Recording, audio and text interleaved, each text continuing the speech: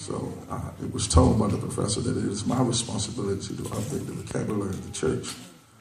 So today's word is going to be pericope. P-E-R-I-S-O. P-E-R-I-S-C-O. I apologize. P-E-R-I-S-C-O-P-E. P-E-R-I-S-C-O-P-E. As we get into the pericope of the book of Romans, chapter 12. The pericope. And y'all looking at me saying, what in the world is he talking about? The pericope. Can y'all say it? The pericope. Don't be Googling while I'm up here preaching. Say, I feel the Google going on. Spell it one more time. Somebody spell it. P-E-R-I-S-C-O-P-E.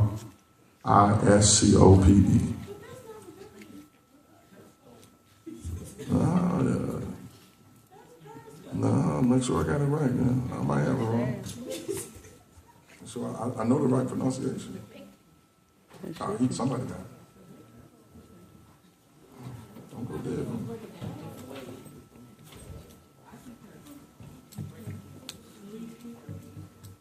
No, I ain't say no pericope.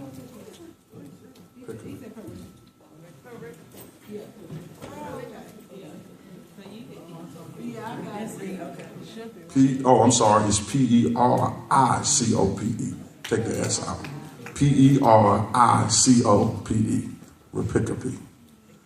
As we look into the book of Romans chapter 12, and we look at the pericope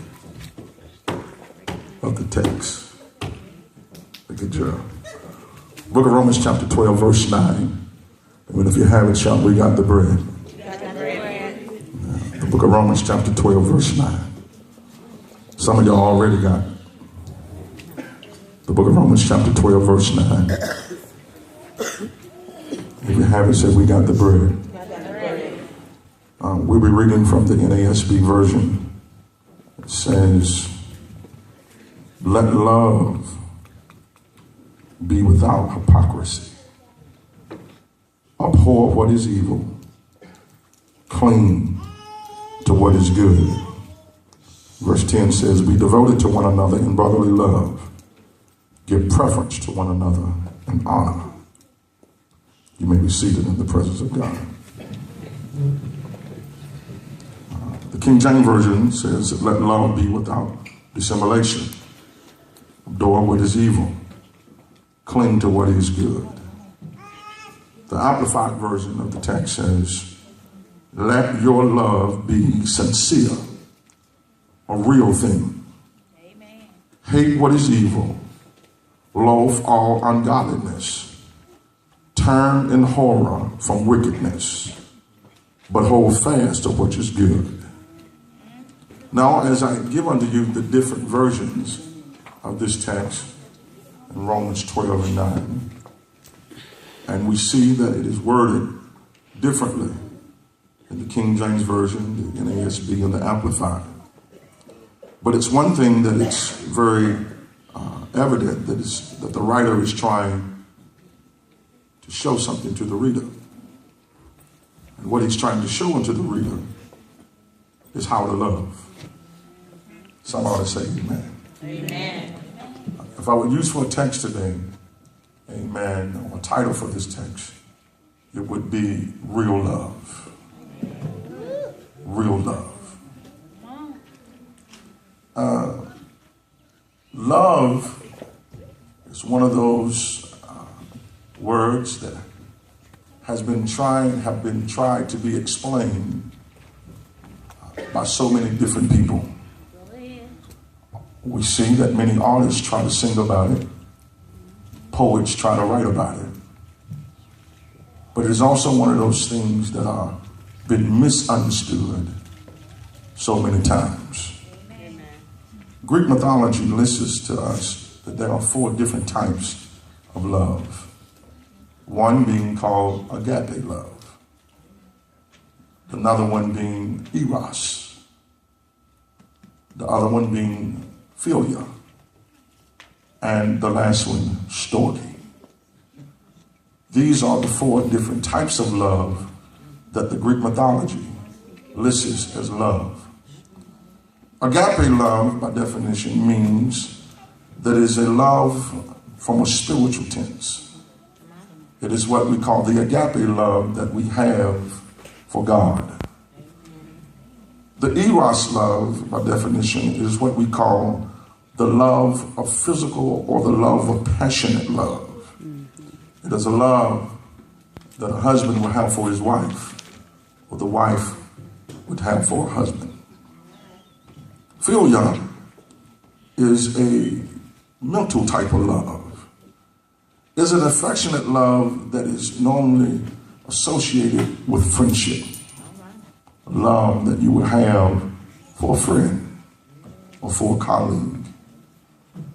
Storge, by definition, is a love that is associated with family.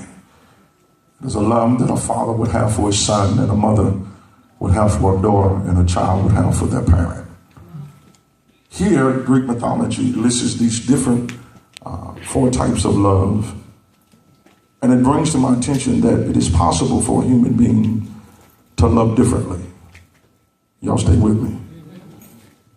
Many of us must agree that after listening to the Greek meaning of the different types of love, the love for God, the love for a loved one, or the passionate love, or the love that you have for a friend, or the love that you may have for family. I believe that it is true that all of us in here today, at least one of these loves we struggle with. Y'all ain't gonna say that to me. It's at least one of these loves that we have a difficult time giving, and we also have a difficult time receiving. Are y'all with me? Everybody has struggled with at least one, and there might be some of us in here, amen, that are struggling with more than one. The thing that bothers me is that many of us are trying to explain love or trying to get love. But in order to get love and to explain love, you first of all must know what love means. Are y'all with me today? Let me pause, if I can, to bring out a young lady that I'm sure many of us, before we got saved, had the opportunity or the experience to hear. There was a lady R&B artist by the name of Mary J. Blige. Y'all with me today? I ask you, if you will, sit very attentively and listen to Mary J. Blige.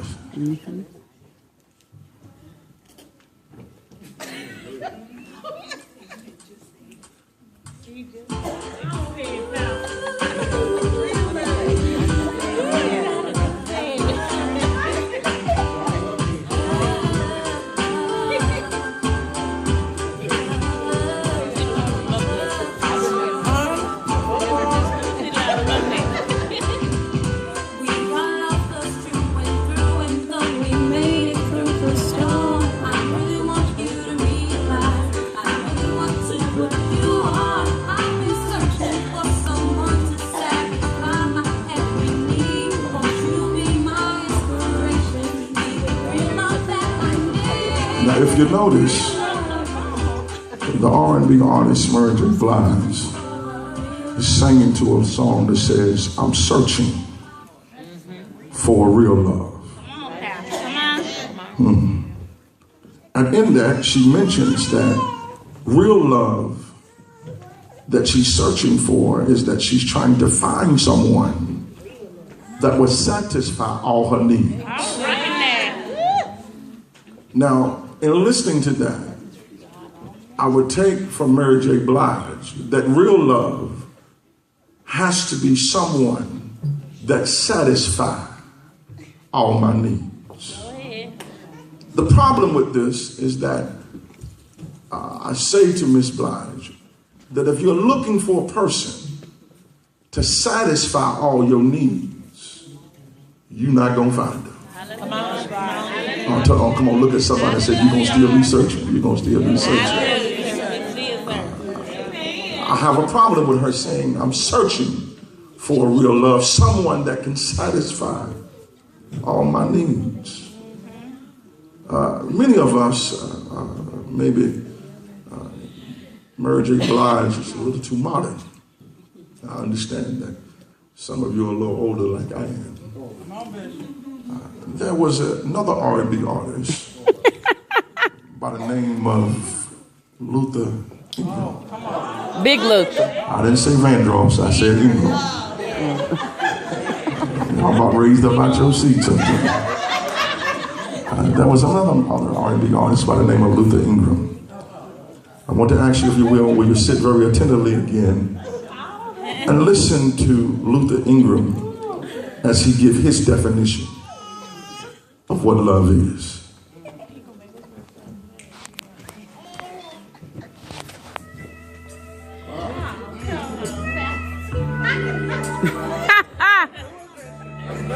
If loving you is wrong, I want to be right.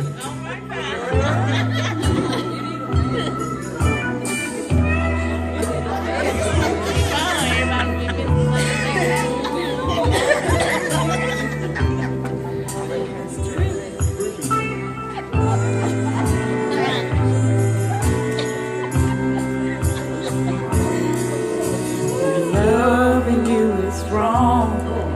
I don't want to be right. If being right means being without you, I'd rather live a wrong-doing life. Mom and Dad say it's a shame, it's a downright disgrace. But long as I got you by my side, I don't care what you people say. Your friends tell you it's no future in loving a married man. Now, if you listen to Mr. Luther as he sings his song, that if loving you is wrong, I don't want to be right. He suggests that he don't want to be right.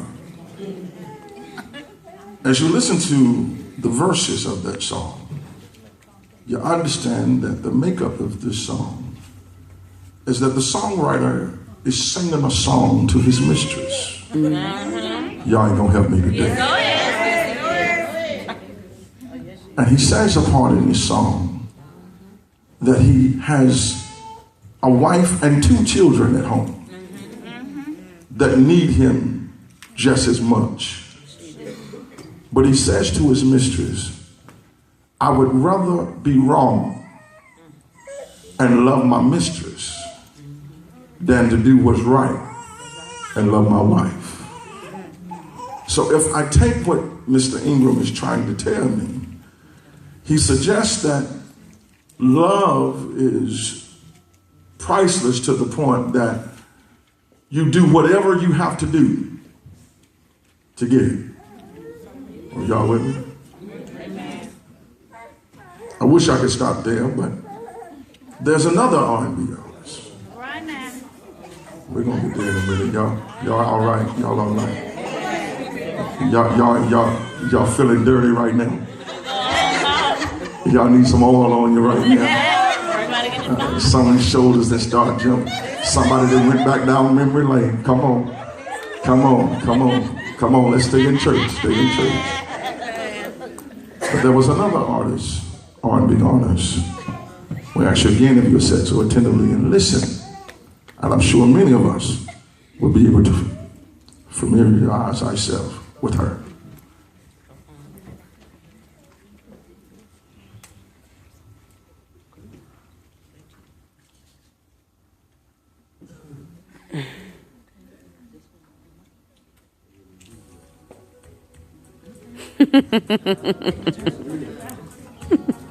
Sing them.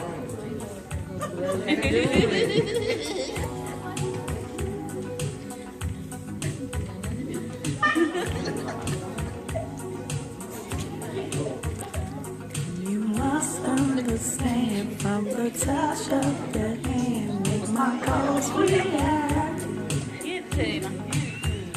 that is only a real morning experience. Opposites attract. It's physical. Oh, my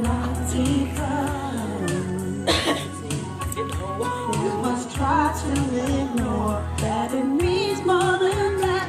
Oh, what's love got to do? Got to do that. Now we understand that Sister Turner put the question to the floor, what love got to do with it? She has reached a point in her life that she no longer looks for it.